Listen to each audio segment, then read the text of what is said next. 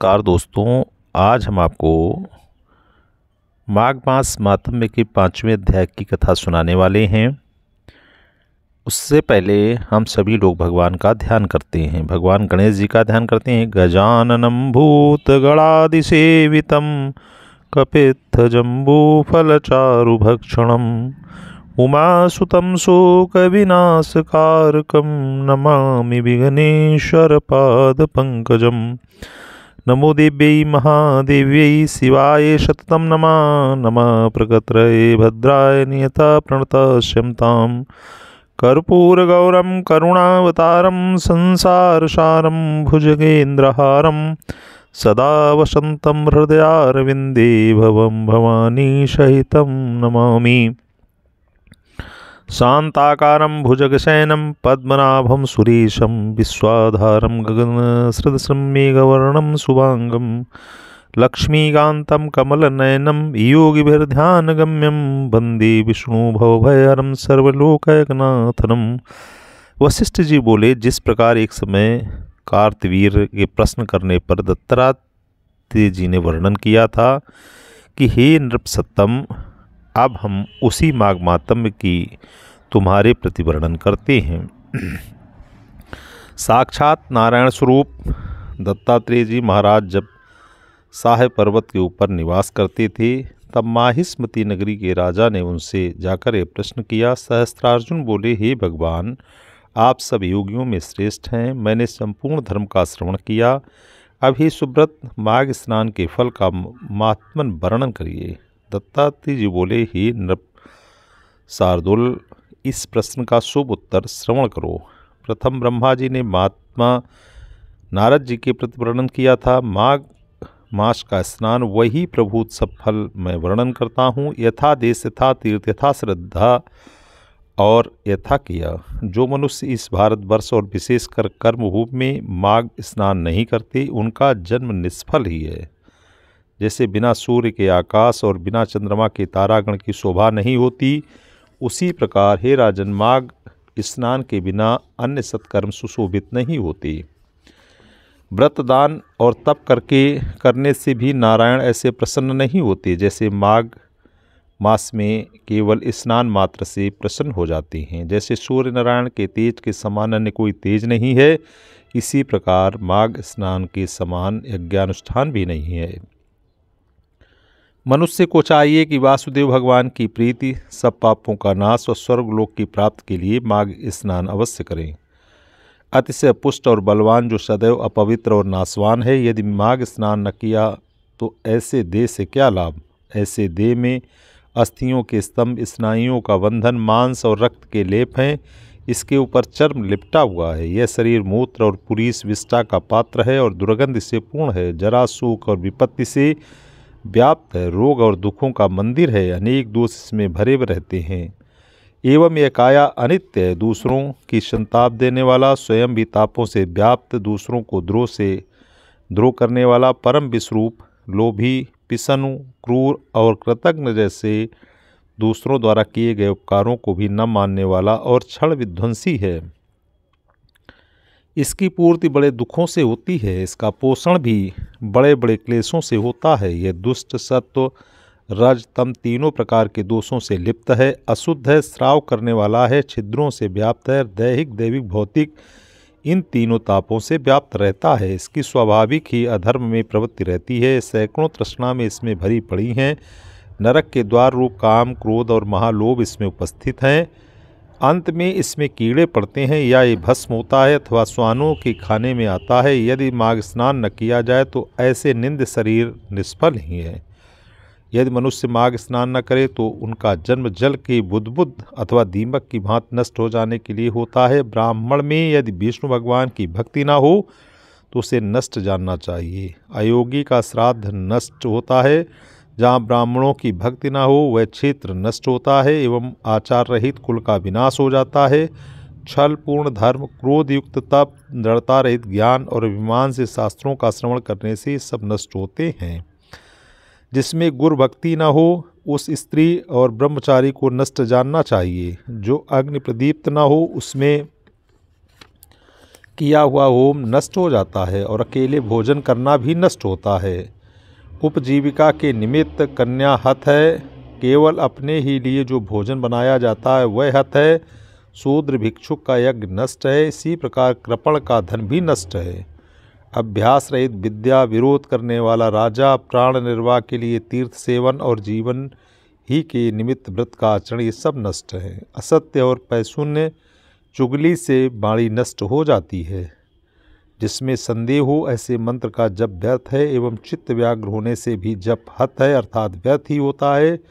जो वेद पाठी नहीं है उसे दान नहीं देना चाहिए। नास्तिक अर्थात वेद निंदक लोकहित और श्रद्धा रहित हो के परलोक के निमित्त जो कुछ भी कर्म किया जाए वह सब वृथा है, बेकार है।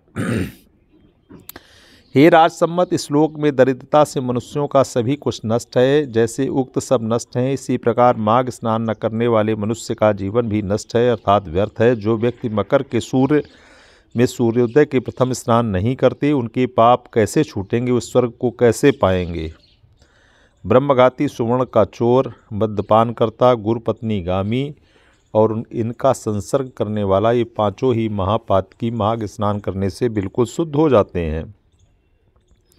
माघ मास में सूर्य के किंचित मात्र उदय होने पर जल, यूँ कहते हैं कि जल में स्नान करने वाला ब्रह्मघाती और मद्यपान कर्ता को भी हम पवित्र करेंगे। छोटे छोटे सब पातक और महापाप ये सब ही माघ स्नान करने वाले मनुष्यों के नष्ट हो जाते हैं। जब माघ स्नान का प्रारंभ होता है तब संपूर्ण पाप कंपायमान होने लगते हैं, क्योंकि वे जानते हैं कि संप्रति स्नान करने से ये हमारे विनाश का समय है। माघ स्नान करने के लिए मनुष्य का उद्यत हुआ देख इस पाप इस प्रकार कोलाहल करने लगते हैं जैसे श्रुतराम माघ मास में स्नान करने से मनुष्य अग्नि के समान प्रदीप्त हो जाते हैं। माघ मास स्नान करने से मनुष्य पापों से मुक्त होके इस प्रकार शुद्ध हो जाता है जैसे मेघ निर्मुक्त चंद्रमा निर्मल होता है। आद्र गीला सूक्ष्म स्वल्प अथवा विशेष मन वचन कर्म से किए हुए सब पापों को माघ स्नान इस प्रकार भस्म कर देता है जैसे अग्नि समिधाओं को भस्म करता है। जो पाप प्रमाद असावधानी से किए जाते हैं अथवा ज्ञान या अज्ञान से जो पाप किए गए हैं, मकर के सूर्य में केवल स्नान मात्र से ही उन सब का नाश हो जाता है।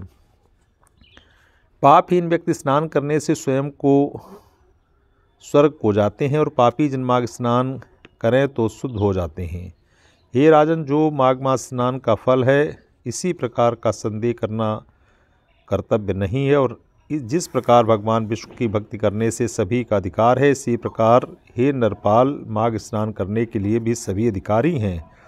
माघ सभी को स्वर्ग देता है, सभी के पापों का नाश करता है और परम मंत्र रूप है और माघ ही को परम तप समझना चाहिए।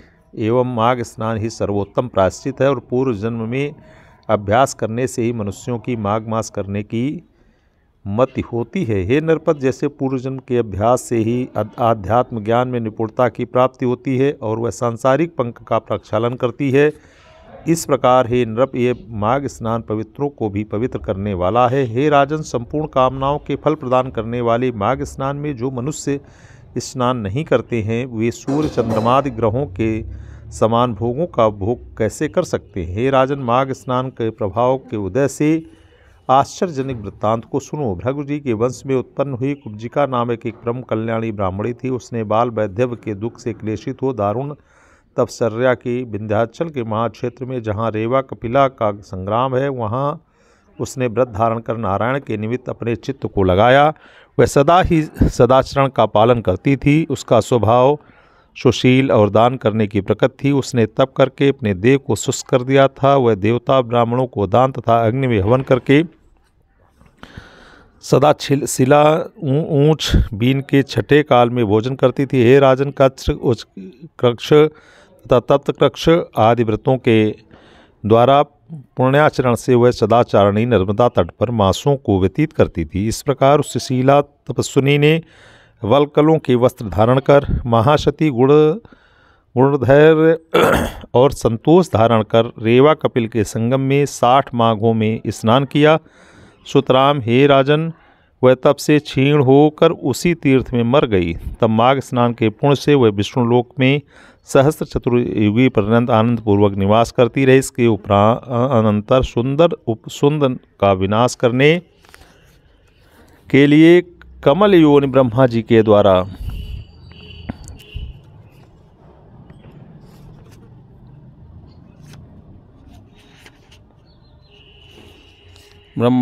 द्वारा तिलोत्तमा नाम से ब्रह्मलोक में अवतीर्ण की गई और उसी पुण्यलोक की विशेषता से वह अत्यंत रूपवती हुई। जिन स्त्रियों का जन्म योनि से नहीं हुआ उनमें वह रत्न के समान सुंदर थी। उसे देखकर देवता भी मोहित होना पड़ा। वह सूक्ष्मांगी, सुंदर सौंदर्य का सरोवर, वे अप्सराओं से भी श्रेष्ठ थी। उससे निर्मित एक चतुर ब्रह्मा जी जो भी आश्चर्य की प्राप्त हुई उसको निर्माण कर चुकने के अनंतर संतुष्ट होकर ब्रह्मा जी ने आज्ञा दी कि हे मृग सावकलोचने, दैत्यों का विनाश करने के लिए शीघ्र ही तुम यहाँ से जाओ।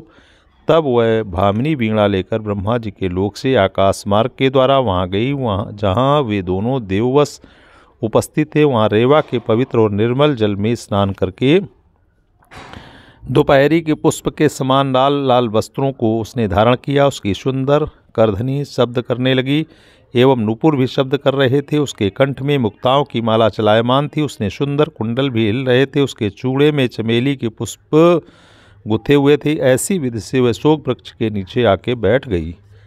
अथ छा वह सुमन मनोहर स्निग्ध स्वर से गान करती बीड़ा बजाती। छावो स्वरों के तान का उत्थान मनोहरता से करती। इस प्रकार उस तिलोत्तमा को अशोक वन में उपस्थित हुई।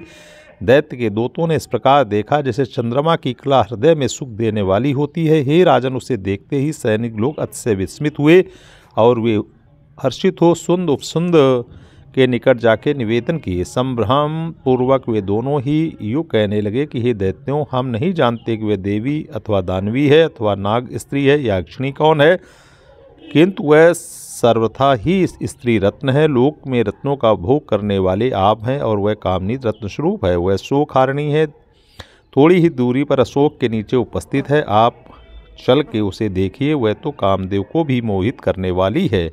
जब उन दोनों दैत्यों ने सेनापतियों के ऐसे मनोहर वचन सुने तब वे दोनों मद्यपान के प्याले को और जल सेवन को भी परित्याग करके एवं सहस्त्रों उत्तम स्त्रियों को भी छोड़कर जलाशय में से निकले और सौभार की बनी लोहे की कालदंड जैसे गदा को पृथक पृथक ले बड़े वेग से चले। चंडी के समान श्रृंगार किए हुए उनका वध करने के लिए वे उपस्थित थी। हे राजन, वह बैठी बैठी इन दोनों दैत्यों के कामाग्नि को प्रदीप्त कर रही थी। तब वे दोनों दुष्ट उसके रूप से मोहित हो सामने खड़े हो गए, कारण कि वे दोनों मद्यपान करने की हेतु उन्मत्त हो रहे थे। सुतराम परस्पर कहने लगी, हे भाई, तुम यहाँ से चले जाओ, क्योंकि यह सुंदरी हमारी स्त्री है। हे आर्ग, तुम इस मस्त नेत्रों वाली हमारी स्त्री को छोड़ दो। इस प्रकार हट करते करते वे दोनों उन्मत्त हाथी के समान काल के वशीभूत हो परस्पर गदा से ताड़ना करने लगे। निदान परस्पर प्रहार के कारण निर्जीव हो भूमि के ऊपर ही निपतित हो गए। उन दोनों को मृतक हुआ देख सैनिकों ने बड़ा कोलाहल किया। हाय, ये काल रात्रि के समान कौन है? हाय, ये क्या उपस्थित हो गया? इस प्रकार दैत्य सैनिकों के कहते हुए जिस प्रकार पर्वत के दो शिखरों को गिराकर वज्र आकाश में चला जाता है, उसी प्रकार उन सुंद और उपसुंद को गिराकर वह तिलोत्तमा दसों दिशाओं को प्रकाशित करती हुई शीघ्र ही आकाश में चली गई। सुरकार कर वह पश्चात ब्रह्मलोक में आ गई। तब प्रसन्न चित्त से ब्रह्मा जी ने उस तिलोत्तमा को अनुमोदित कर कहा कि हे चंद्रानने, तुझको तो सूर्य के रथ पर मैंने स्थान दिया है। जब तक आकाश में सूर्य स्थिर रहे तब तक तुम उन अनेक दिव्य भोगों को भोग। इस प्रकार से हे राजेंद्र, वे कुब्जिका ब्राह्मणी अप्सराओं में श्रेष्ठ होकर आज भी भगवान आदित्य के रथ पर विराजित है। जब तक सूर्य लोक में महान माघ स्नान का फल भोगती है, जिससे हे राजन, प्रयत्नपूर्वक परम गति के चाहने वाले श्रद्धावान नर को सदैव मकर के सूर्य में स्नान करने योग्य है।